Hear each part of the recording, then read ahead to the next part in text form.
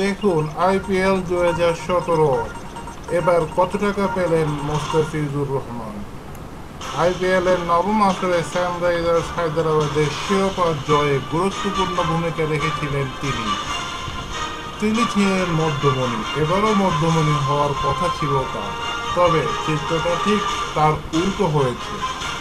একমাত্র ম্যাচেই শেষ হয়ে গেল কাটার মাস্টার্সের আইপিএল এর দশম আসরের যাত্রা। মোস্তাফিজ বুধবার সন্ধ্যায় দেশে ফিরেছেন। সন্ধ্যায় ফিরে মোস্তাফিজ হযরত শাহজালাল আন্তর্জাতিক বিমানবন্দরে আনুষ্ঠানিকতা সেরে সোজা বিসিবিতে যান। রাতে বিসিবি একাডেমি ভবনে থাকেন তিনি। সানরাইজার্স হায়দ্রাবাদে খেলতে গিয়ে এই বাঁহাতি পেসার গিয়েছেন 11 এপ্রিল।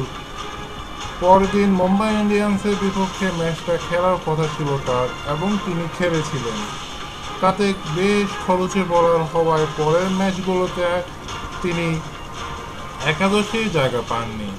এই ম্যাচে 2.4 ওভারে 34 রান দিয়ে উইকেট শূন্য ছিলেন মোস্তাফিজ। এখন পর্যন্ত সানরাইজার্স হায়দ্রাবাদ খেলেছেন 11টি ম্যাচ। এর মধ্যে 9টিতে মোস্তাফিজ উপস্থিত ছিলেন, কিন্তু তিনি বেঞ্চে বসেছিলেন। মাত্র একটি ম্যাচেই তিনি খেলেছেন। আইপিএল এর নিয়ম অনুযায়ী যদি কোনো খেলোয়াড় উপস্থিত থাকেন কিন্তু যদি একাদশের জায়গা না পান, তাহলে সে ম্যাচের 80% টাকা পেয়ে যাবেন। আর যদি একাদশের জায়গা পান, তাহলে পুরো টাকাই পাবেন। সেই হিসেবে মোস্তাফিজ 8টি ম্যাচের জন্য 80% টাকা পাবে এবং একটি ম্যাচের জন্য পুরো টাকাটা পাবে। উল্লেখ্য, মোস্তাফিজ এবার আইপিএলে 1,40,00,000 টাকায় কেনা হয়েছিলেন হায়দ্রাবাদের পক্ষ থেকে। ধন্যবাদ সবাইকে।